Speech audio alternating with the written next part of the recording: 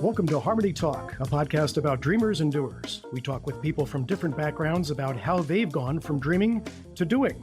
This podcast is sponsored by A.M. Skyer, a third-generation insurance firm founded in 1920. Honored to be hosting this episode, I'm Todd Stephens. My guest today has a name that became synonymous with one of the most storied franchises in NBA history. As the on-air play-by-play announcer for the Philadelphia 76ers for nearly 3 decades, he built a special relationship with the players, fans, and the city itself. He's also held the mic for NBC Sports, covering the 2016 Rio Olympics. He's appeared on NBA TV and Turner Sports, covering a variety of events from the Goodwill Games to Major League Soccer. He's a multi-time Emmy Award winner and was named Pennsylvania Sportscaster of the Year on more than one occasion. And those are just a few of his many accolades. Friends, fans, and players call him Zoo. It's an honor to say, Marc Zumoff, welcome to the program. Todd, it's great to be here, and I do want to thank the Skyers for having me. They're great people, and I am very grateful to be here and ready to rock and roll with you, my friend. That's great. Absolutely. The Skyers are the driving force behind this podcast. So I have to just ask you first off, who started calling you Zoo? It's funny because when I was in high school, for some reason, they used the last part of my name, Moff. But Zoo, I think, just became a natural thing because it's easy to say. And we always have a joke when you hear the crowd sometimes booing. My friend will turn to me and say, they're not saying boo, they're saying zoo. So Zoo seems to work just fine for a lot of different reasons. That's wonderful. It's a great name, by the way. Very catchy and usable, that's for sure. Being with the 76ers for that many years, as a kid growing up in Northeast Philadelphia, as I understand, was this your dream job? It was. And if you think about who I was when I was growing up in Northeast Philly, it's hard to believe I actually achieved it. I certainly wasn't the person who my high school classmates would have said most likely to succeed. In fact, I'm not sure how many of my high school classmates knew who I was. I pretty much was a dweeby sort of sit in the background kind of guy. Didn't have a lot of confidence or anything like that. And somehow, some way, I've woken up, 50 some years later, having done what I did and still can't believe I actually did it. It's an amazing career. And you said growing up in Northeast Philadelphia. So those who aren't familiar with Philadelphia, the Northeast is a really large section of the city itself. And growing up at your time, what was it like being a kid in Northeast Philadelphia? It was great. It was an area that was growing, and we were one of the first actually to move into our area. And then I started to see other homes being built and was able to make friends pretty easy. And it was pretty much sports whenever you weren't going to school during the day. In the evening, sometimes we had a street light in front of our house, so we put up a basketball court and we would play basketball till all hours. And it wasn't just basketball, it was football in the street. There was an empty lot across the street. We would play baseball and stickball and wiffle ball in front of our homes. And I just remember, even when we weren't playing sports, there were sports games that we would play. Not nearly the amount of sports on TV then that there is now, but enough that we were fans, not only the local Philly sports teams, but also I got to become familiar with the announcers. And that's when things began to interest me just in terms of eventually becoming a sportscaster. I seemed to like what it is that they did and eventually developed a penchant for it. Now, were you a standout athlete yourself? Oh, my goodness, no. In fact, I'm a classic late bloomer in that at my age, 68, I am happy to say that I'm able to do more than the average 68-year-old in terms of physical activity. But back then, as I said before, Todd, I really wasn't much of anything in terms of making an impact on my school or the student body or anything like that. The one thing that I do remember is I made a conscious decision in like 6th grade to get to know girls. And I figured one of the ways to do that was to become familiar with music. And to become familiar with music, I would tune in to the top 40 radio stations in Philly, WFIL, WIBG. And I became fascinated with the fact that the DJs did something which is called talk up a record, where they would give the weather or some sort of an announcement. And lo and behold, they would stop talking and the lyrics of the song would come in after they talked over the intro. And so I got fascinated by that and I started imitating it myself. And then I said, hey, you know what? I kind of like doing this. And I like sports. So as mentioned earlier, I would listen to sportscasters, especially for the local teams. And that's how I got hooked. So that's when you got the bug, somewhere around sixth grade in Northeast Philadelphia. Exactly. So coming home from school, those evenings where the games were on, that's where people would find you? Typically, although as mentioned, not a lot of games were on. So certainly no home game was televised. And then if you were, say, a 76ers fan or later a Flyers fan, they might televise just a portion of the road schedule. And so a lot of what I learned was sitting on the floor of my parents' living room in front of their hi-fi, as they called it. Everything was contained in one big cabinet. It was a radio, a tuner, it was a turntable, and a couple of speakers. And I just remember listening to the announcers and just feeling the urgency in their voice and feeling the crowd sort of vibrate through the living room floor. And that's what really romanticized the whole thing for me. Now, when you told your friends and family that you were interested in maybe doing this as a career, did they think that was something typical to come out of someone of that age, or were they supportive? I remember growing up, my father, who worked very hard, but had a lot of different jobs for one reason or another, a lot of it having to do, I guess, with authority figures that he felt were overbearing, bosses who he felt were unfair. And so he didn't hang on for jobs for too long, meaning more than a year or so. And so because he had so many jobs, my mother was afraid for me that I would eventually be in the same situation. So when I would mention broadcasting or sportscasting, it was not music to her ears. And so she wanted me to go into something more stable, a business or become a pharmacist or something like that. And so the support really didn't come until later, I have to admit. But fortunately, I was able to surround myself with friends, colleagues, students who believed in me, great professors at our school, Temple University, who had some great advice. And eventually my parents said, you know what, it seems like he's got some talent. And they eventually came on board as well. Well, that's a great story, because I think oftentimes what kid doesn't want to grow up to be a baseball player, but to come home and say, I want to be a sports announcer, it's something different. So that's a neat perspective. So you took that passion through high school. And how did it all start for you? Where did you really start getting your feet wet, so to speak? It's very simple. In fact, it's something that I teach a play-by-play class at Temple, and I recommend they do the same thing. When I was 13 for my bar mitzvah, I got a tape recorder. It was the state-of-the-art cassette tape recorder, I'll have you know. And I started to literally turn the sound down of the TV and do games into a tape recorder. I'd study rosters and that sort of thing. And then because, as I mentioned earlier, there weren't many games on TV, I had to get creative in order to get reps. So let me explain this the best way I can, especially to the 30 and 40 somethings out there. TV was over the air. There was no cable and no internet or anything like that. And so in Philly, we got 3 different commercial stations, a public station. That was pretty much it. And so if you would put your channel selector, and you need to Google this, old time TVs, if you put your channel selector on a number that was not a channel, you would get static or snow. And the noise that snow made, it was sort of like this. It was, and so in my warped little 13, 14-year-old mind, I imagined the static to sound like a crowd. So I would literally, when there was no game on, I would make one up in my head, and I would use the static as the crowd. And so I would sit there and regulate it. And I would announce, here's Chamberlain to Greer, Greer back to Chamberlain. In the low post, hook shot is up, good. And then I would raise up the sound of the crowd, and I'd listen back and I'd say to myself, yeah, you know what? It actually sounds like I'm out of game. Did you share that with friends and family and share the playback with them as well? I did, and they would laugh. And I tell that story all the time at different events, and people get a kick out of it. Of course, now with so many games on TV, I mean, as we record this, full clarity here, early in the afternoon, in the middle of the week, you can bet that you can go to some sports channel somewhere and tune in and there'll be a game on. No, so true. So true. And then once you decided this was going to be your career, what was your first job? How did you actually break into the broadcasting business, so to speak? So after graduating Temple, or maybe not graduating Temple, I graduated until later, but I left school in 1977. And I was determined to concede to my mother's wishes. I worked my way through school at a scrap iron and steel yard. I did everything from operating heavy equipment to welding to metal sorting, that sort of thing, driving trucks back and forth.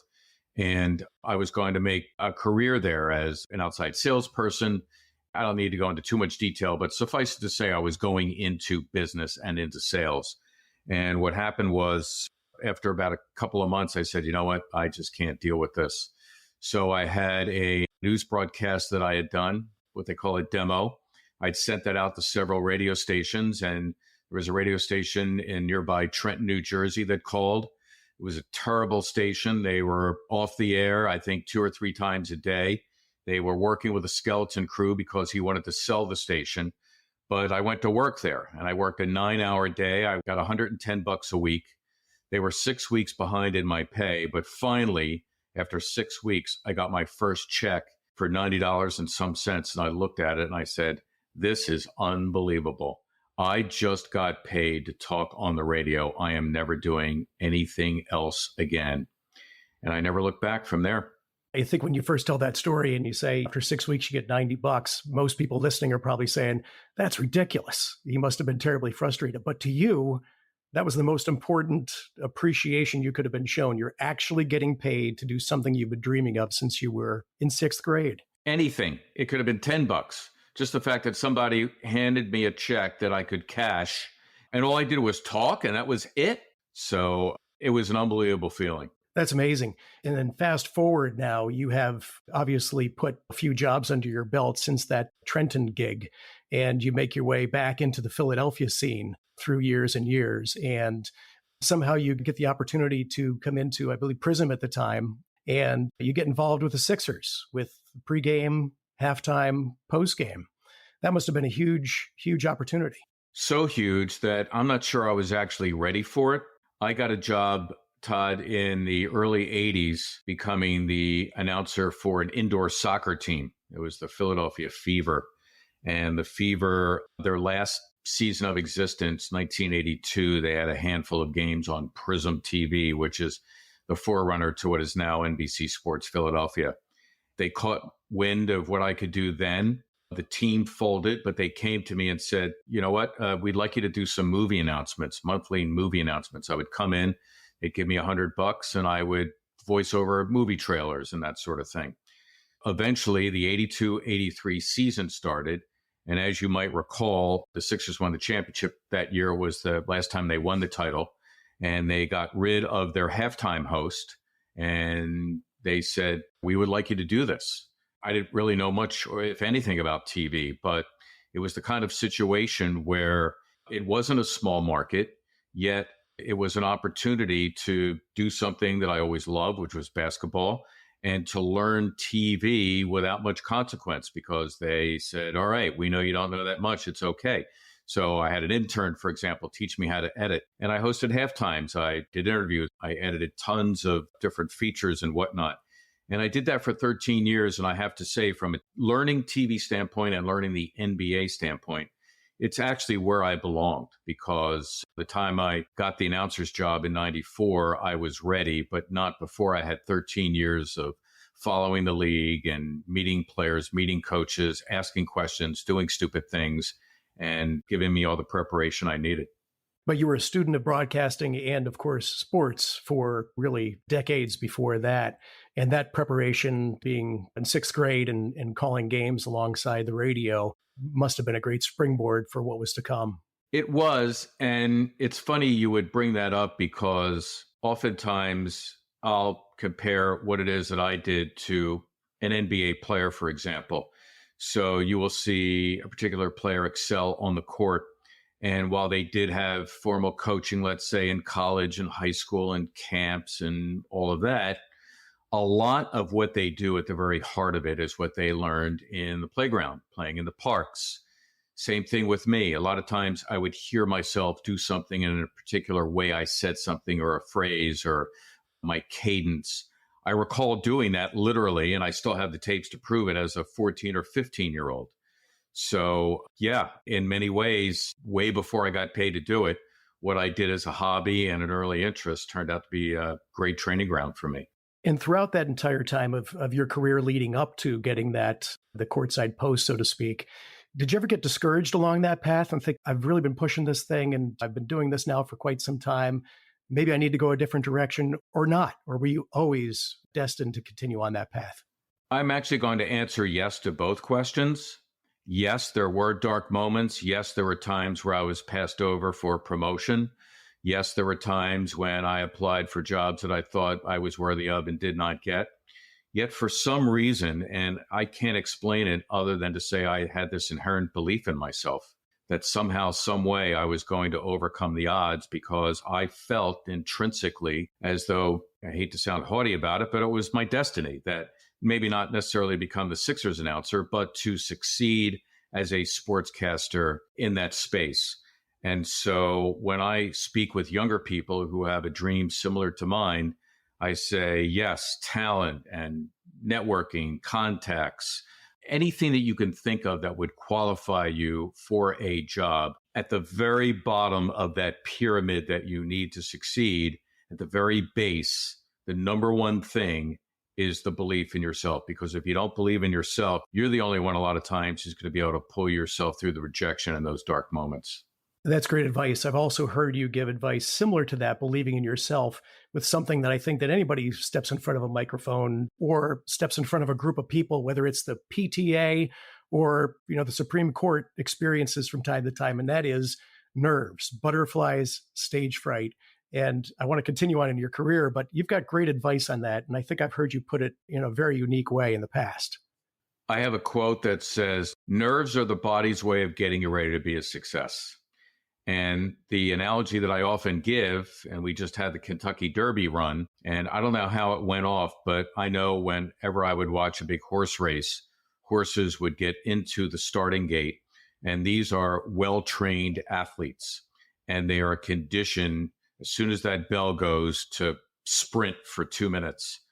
And knowing what their job is when they get into that starting gate where they cannot move, they're anticipating what's coming. So what's going on in their body?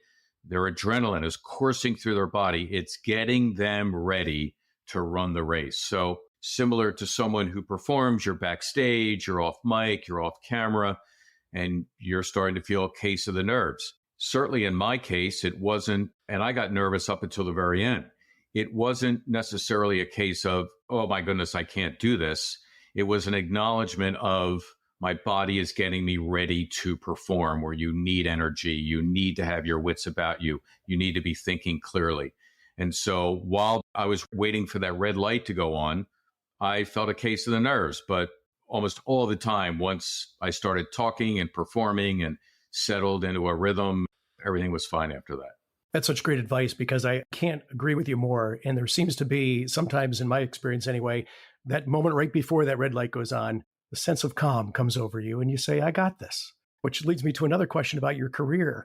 When you were finally got that big job and you're sitting courtside and you're the man, was there a moment where you finally said, this is it, I got this, I belong here? I'll add to that and say, yes, I belonged, but there was often a sense of wonderment with the whole thing. I just remember every time I would walk into an arena, I would get off the bus and walk into the opponent's arena, I would look around and there would be that moment where I would just sort of take a deep breath and say, this is great. This is great. I never, ever lost that. And so I think if you don't feel that way, maybe you're in the wrong profession. Maybe it's time to get out. Because if you are lucky enough to do something that you love and you're passionate about, I would hope that you have those moments where you can look around, and it doesn't have to be as a sportscaster. It could be anything, where you look around and you could sit on your laurels for like 5 seconds and say, you know what, this is really cool. That all the long nights, all the weekends, all the holidays, all the hard work, all the successes, and maybe more importantly, all the failures helped me get to this point. Wow, this is really cool. And by the way, I mentioned failures only because it's a great thing to keep in mind so you don't take the job for granted, so that you know that you are always one step away. And in my case, one step away from maybe saying the wrong thing or doing the wrong thing, especially in today's age where being politically incorrect can literally end your career and get you canceled.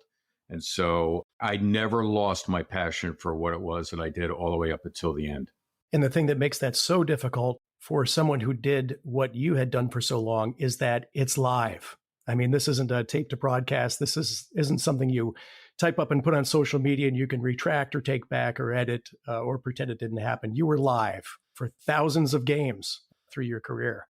And if anyone who's listening hasn't seen you in person broadcast a game, I've had the pleasure of taking a look at a lot of video broadcasting a game. It's amazing. You are a fan, first and foremost. And sometimes when the Sixers are having a big play, you literally jump out of your seat and yell, yes. I have to ask, is that something that came naturally to you the day you sat down, or is that something that you had to feel comfortable eventually getting to a level where you can say, yes, I'm a fan, I don't mind saying it, and I'm broadcasting this game, because your excitement on air was contagious and really drove fans? Thank you. You're very kind for saying that. I've always believed, based on my upbringing in Philly, not only the passion that we have for sports, but also the passion of our sports announcers, that having that passion while you're on the air, telling the story of the game through the eyes of the Philadelphia fan, so that when their team does well, it's great. When their team doesn't do well, it's not so great. And to reflect that more in your voice and your cadence than in being a homer. But that's what I always tried to do. Not only that, but I had the wild fortune of doing the games for a team that I grew up rooting for. The Sixers were my first love. My father took me to a game the first year the team moved from Syracuse in 1963, and I never forgot it. And so having the privilege of sitting courtside or later 15 rows up and doing the games for the team that I grew up rooting for, it was an out-of-body experience. And so I felt that all the time that I was there. And yes, I would take that the loss is hard, but you always remembered that you had to conduct yourself with a certain amount of decorum. You know how fans will go off. You couldn't do that. You had to compose yourself and comport yourself in a way that was proper for a sportscaster. But hey, a guy hits a big shot, a game-winning shot in an unlikely scenario. Yeah, I let a lot of my fan come out, but I think fans appreciated that. They certainly do, because they took to social media regularly through your career. Once social media became a thing, and certainly sang your praises for doing that, they felt like they were right there with you, which is a testament to your skills and your gift. And you also had something that's become known as zooisms, which are things that would fly out of your mouth, you know, in the passion of the game, so to speak. I believe, unless they were contrived, but I certainly doubt that. Coming in for a landing, thinking three, right down Broad Street, turning garbage into gold, and many, many more. Hauling in the mail, the Flight Brothers, I think you nicknamed AI and Larry Hughes. Did you have any favorite zooisms? First, let me say this. The 13 years I spent as the halftime person, I mentioned how good a preparation it was for me. I scripted hundreds and hundreds of features and other articles. And in doing so, it made me comfortable with the English language. And so by the time I got on the air, I was able to pull phrases out of the air, alliterations like garbage into gold. Two things I think were at play to allow me, Todd, to be able to conjure up those phrases. That, the fact that I became comfortable with the English language, and also the fact that as the TV announcer, I always challenge myself to say, well, what else can you add that enhances what people can already see? Because on the radio, you are there to describe and be everything. The emotion, the cameras, the graphics, whatever information is available, you have to reflect that in your description. But TV, the cameras show the cheering fans, the angry coach. The stats show how many points a guy has. And so what else can you add? And so that became part of it. Garbage into gold. I just remember George Lynch, when the Iverson team was going to the finals in 2001, getting an offensive rebounding, putting it back. And when you pick up a point like that in basketball, they call it garbage points. And suddenly garbage into gold came out. So in fact, I'll be honest with you, I had that copyrighted. Trademarked, I think, is the most accurate description. So I was able to put it on T-shirts that I sold and allowed charities to profit and that sort of thing. So be careful how you use garbage into gold, Todd, or I might come after you.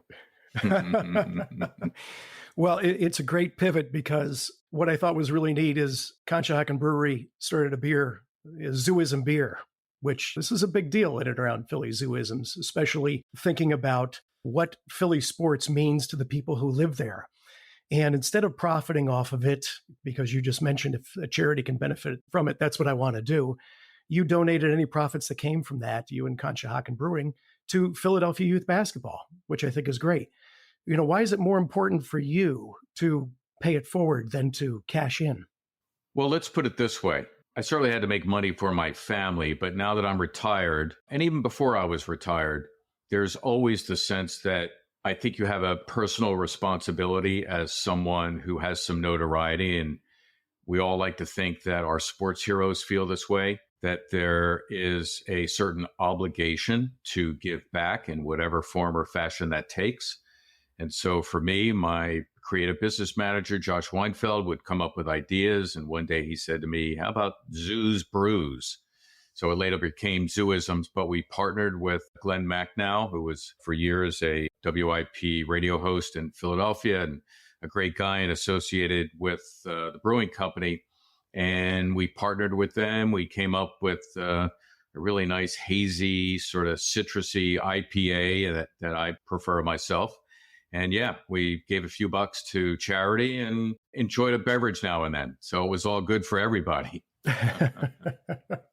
Everybody wins, especially Philadelphia youth basketball, which is wonderful, wonderful organization. And I want to talk more about some of your charitable endeavors, but having you with us today, I've got a million basketball questions, but I know that this is a podcast about dreamers and doers, so I'm not going to talk about Game 6. And thank you. Sixers fans appreciate that. Yes, I'm not going to talk about the last 34 plus or minus seconds or anything like that. But I do want to ask you about one player and I think you've been tied to this player for a long time, and you've seen so many greats come and go.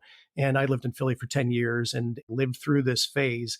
There's one player who you became very close with who once took the stage at the Basketball Hall of Fame and said, Marc Zumoff, the world's best commentator, hands down, quote unquote. And that was Allen Iverson. I have to ask, I don't know if any commentator has ever been shown that much love on that kind of a platform by that level of a player in the history of the sport. How did that land for you when AI said that about you? First, at the risk of diluting this whole thing, I do want to mention that Allen went way over in his speech. I was there. And because he is who he is, thanked almost everyone who crossed his path during his time in Philly. And that included front office people and whatnot. And I was nonetheless very happy to be included in that grouping. When he said it, I didn't know what to do. It was such a surreal moment. And then I figured out what to do. And I did it recently when they dedicated a sculpture in his honor. The Sixers have what they call a Legends Walk at their training facility. All their retired numbers, their players have a sculpture dedicated in their honor. And I was honored to host the ceremony and publicly said to Allen when I introduced him, I said, you were very kind to me in your Hall of Fame speech. Well, let me tell you, I could only do what I did because you gave me such great material.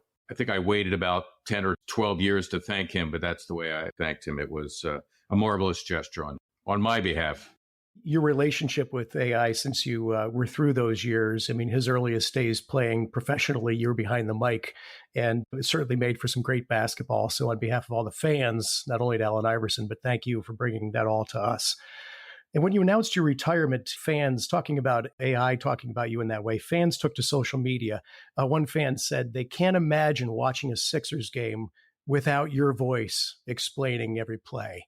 How does it feel to have that impact on people? It's overwhelmingly flattering. And for a kid who grew up in Northeast Philly without much confidence and seemingly one of the more unpopular kids in the school to have achieved the status that I achieved, and to feel that gratitude, to get that kind of gratitude from fans is truly overwhelming because I'm one of them. I'm a fan too. So to get it from a fellow fan is just, to me, it is really extraordinary. But listen, one of the reasons, Todd, that I retired was I knew that it was going to come to an end at some point. I wanted to leave before my skills diminished. And knowing that it had to end at some point, I wanted to exit gracefully. Hopefully I did. And now I'm really pleased with what Kate Scott is doing. She is plowing new territory. It is not easy because it's unconventional, or it's been unconventional to this point, to think that a woman could be the voice of a men's professional team, but she's doing it and doing it extraordinarily well. And so I'm happy for her. I had my time, and I was more than happy to vacate that seat and give it to her. And I hope she continues to perform as well as she's performed to this point. She's doing a wonderful job, and you certainly have left that position in good hands. And retirement for you, I'm sure, looks much different than your professional career. Your wife, Debbie, must be very glad to have you back, so to speak. Well, you know what? Actually, she is. And I'll tell you what, I'm glad that you mentioned her because, quite frankly, that was one of the main motivating factors for retiring. I mean, think about it. For 27 years, I was sportscaster boy going all around the country and traveling. And she not only held down a high profile job herself, high profile in the business world, but also, helped to raise our two boys and kept the home fires burning and allowed me to do my thing. So the least I could do was come home finally and help her on a more permanent basis. And like you said, you are healthier now, perhaps, than you were many years ago, or at least more active, certainly now that you have the time. So you get to enjoy those retirement years in a positive manner. And your two sons, Jake and Pace. And do I understand you're a grandfather now as well? I am. And for those who have achieved grandparenthood, they know what I'm talking about. How amazing it is that when you're with your grandchild, the rest of the world goes away and the moments are enlightening, spectacular, marvelous, miraculous. It's every superlative you can come up with. And so it makes me doubly happy that I'm retired because I could spend that much more time with her. Has that changed you in any way? It has, from the perspective that it gives you a sense of renewal. That if you were to, or if I were to grow old and not have the fortune of experience that, yes, I'd have a great time with my adult children. I would enjoy my wife's company. I enjoy my friends, my colleagues. Life would still be great. But to see a young toddler experience all these things for the first time that you take for granted is just so energizing. It just brings a smile to your face that belies the fact that you are tremendously happy. You're 10 smiles worth happy inside. It's just a great feeling. And I'm thankful that I have the opportunity to feel it. I'm sure there's many grandparents out there who understand exactly what you're talking about right now. So thanks for sharing that. You got it. I want to ask you about the Maccabi Games, something you've become involved in. And I'm asking because this is a sporting event that is not as well known around the world as it should be. It's literally, I think, the second largest sporting event next to the Olympics. And we're talking people like Kerry Strug, Mark Spitz, Mitch Gaylord, big names. Can you tell us about the Maccabi Games and how or why you became involved? In a short phrase, Todd, it's the Jewish Olympics. So every 4 years, plus there are off-year competitions in Latin America and Europe, but every 4 years, Jews from around the world gather in Israel, and it's literally the Jewish Olympics.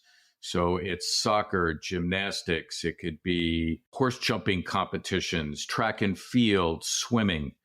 And what I've had the fortune to be able to do, along with the administrative arm for the American teams that compete in the Maccabi Games, Maccabi USA, I've established a program called Maccabi Media. And basically what we do is we take some of the best and brightest aspiring sports media professionals from colleges and universities around the country.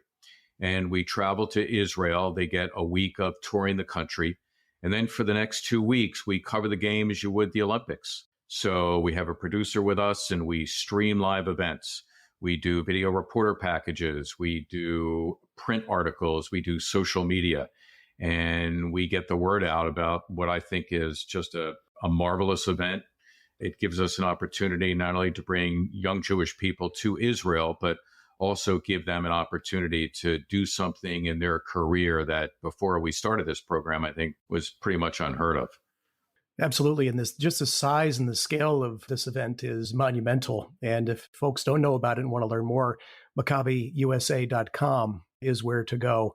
And you'll have another event coming up soon, I believe, as well, to raise awareness. Yes, we go to London this coming summer, and it's just junior competition this summer because of COVID. Things have been squeezed together and they wanted to limit the competition to the juniors. But next summer in 2025, we'll be at many different venues in Israel and we'll be competing. And it will be, as it always is, an amazing experience for literally thousands of Jews from around the world. That's wonderful. I know we're running short on time, but I have to ask you about Fresh 24. You have a podcast called Fresh 24. I assume it's a shot clock reference, right? It is, of course, now you get a fresh 14 when you get an offensive rebound, but fresh 24 was something that I always said, and we kept the name. And as you might imagine, a Sixer-centric podcast. But it's open, Todd, not only to players, coaches, administrators, current and former, but anyone who has a Sixers rooting interest. So we've had Michael Smirkanish on. We've had people from all walks of life, movie producers and well-known business people in the area. And it's been fun for me to not only talk Sixers with them, but also to delve into their worlds and explore things that ordinarily I wouldn't be able to explore. Governor Josh Shapiro, one of your guests. Thank you very much. Governor Josh, by the way, we were texting in that Knicks series to the very end. He is a gigantic fan, and I know that I could text him about the Sixers anytime. And barring any urgent state business, when he's got a free moment and some of those long rides that he takes back and forth across the state, he will text me and we'll have our Sixer fix right then and there. Well, it's a great podcast. I've listened to many episodes, and if our listeners are listening now and they're going to another podcast today, perhaps they could check out Fresh 24. It's a very upbeat, very enjoyable podcast, timely and topical as well. I want to let you know that I am a proud Temple alum. As we referenced before, you are teaching there. Yes, go Owls. And you are associate director at the Claire Smith Center. Can we talk about Claire Smith just for a moment? Another trailblazer in broadcasting for different reasons than yourself. Female reporter, covered the Yankees earlier in her career. Can you just talk a little bit about Claire and what she's done? I think most of the brilliant sideline reporters, studio hosts, play-by-play people who are women and have high-profile gigs stand on Claire Smith's shoulders. She's an amazing woman. And she was honored by the Baseball Hall of Fame, the first woman of color to be honored in such a way. She's a Temple grad, and we brought her back to Temple, and we established the Claire Smith Center for Sports Media. What we do is we provide programming that reflects women's issues, diversity issues. We try to inform the students, bring them inside that world so that they have an understanding of what people of color and women are up against. We try to level the playing field so they can compete in the workplace. And it's been an enormously gratifying thing for me. And then I also teach. I teach a play-by-play class. And I have to tell you something. I just got done teaching a social media class. And I want to thank all my students in that class because I think they taught me more than I taught them. It's an unbelievable world, social media, and of course now artificial intelligence. Look out below. We haven't even scratched the surface. Yeah, really. Before you leave, social media, online gambling, the game has changed so much in what's happening outside the game. I know the game itself has changed, the speed, the athleticism of the players, but this world today that we live in professional sports, compared to what it was like 29 years ago when you first started calling games, what is that like to you? Is it just night and day, or is it just a natural evolution? Certainly, it's an evolution. And clearly, what has happened is this is what's happened right here. This has changed a lot. And the internet connection that you and I are speaking over. So now anyone, and I mean anyone, can become a sports broadcaster. You can do it by setting up your phone at a game and broadcasting into your phone. Broadcasting, I use it in quotations. You can tune in your son's Little League game if you're on a business trip and you're 1,000 miles away because your wife has set up something. And by the way, you could see it in Nigeria too if you happen to be there. So this is what has happened. And of course, gambling, once Adam Silver said what he did to the New York Times in an op-ed, I guess 10 or some years ago, that sort of made it okay to think that gambling was going to be good. And of course, it's a great source of revenue for states. And now you have artificial intelligence, and I have no idea. I don't think the most advanced futurist alive today knows where that's going. We have really just scratched the surface on it. And as we're winding down, I have to ask you, Mark, just reflecting on your life, your career, your family, if you could talk to that sixth grader sitting back at his home in Northeast Philly, what would you tell him about the future? What would you recommend? What would you give as an insight? I just want to speak to the individual who has a dream and wants to go out and try to achieve it. And I will say two things about that. The first is that I do believe that everyone must look inside themselves and see what it is that they think was the reason for them to be put on this earth. It might not be apparent as it was for me to become a sports broadcaster, but think about the small things that you like. Do you like animals? Do you like to work with yourself? Do you like to write? You don't like to write. Do you like to work with your hands? Take those elements and put them together and then see if there isn't a career path that will match those elements. And then the other thing that I say, Todd, and this is the big qualifier, is that because of circumstances, whatever they may be, financial challenges or who knows what will impede that progress, you may not achieve that dream, or at least the ultimate goal. So be prepared to maybe go into an allied field or something that's close to it. But do that with the understanding that when you look back on your life, you could say to yourself, what? I gave it 5 years, 8 years, 10 years. I gave it everything I had, my resources, my time, my energy, my finances. And I know I did the best I could. I think you can live with that better than you can going right out of college, not trying to achieve your dream, and instead going right into something else that perhaps wasn't to your liking, but you felt it was more secure or something like that, and you never really gave it a shot. So dream big, give it a shot. Wonderful advice. It's sincerely appreciated. No, I appreciate the forum. Thank you so much. Absolutely. What's next for Zoo? That is a really good question. My plate is so full right now between working at Temple and working at Maccabi USA. I don't believe I'll be doing any sports announcing. It would have to be a Godfather offer. And even then, I think I have the temerity and the wherewithal to ignore the Godfather should he or she arrive with an offer that I can't refuse. I'm more than happy mentoring, doing other things. I did this for over 40 years. It was awesome. I have to say, Todd, I had the fortune, and not everybody could say this, to live my best life. Not that I didn't make mistakes and do stupid things along the way. In fact, I still make mistakes and do stupid things. But I know in my heart that what I was able to achieve was the most that I could have achieved. And it was clearly the answer to the kid who was growing up in Northeast Philly who wanted to be the Sixers announcer. By golly, in some way, I did it. And I could be more thankful for those who helped me along the way. Well, congratulations on a wonderful career and what you're still doing today. It's inspiring, and can't thank you enough for being so generous of your time today, Marc. We really appreciate having you on the program. It's been a pleasure. Thank you. You did your homework. You did a great job, Todd. By the way, let me commend you for that. And again, my thanks to the Skyers to providing a forum like this. It's awesome. All the best, Marc. Thanks again.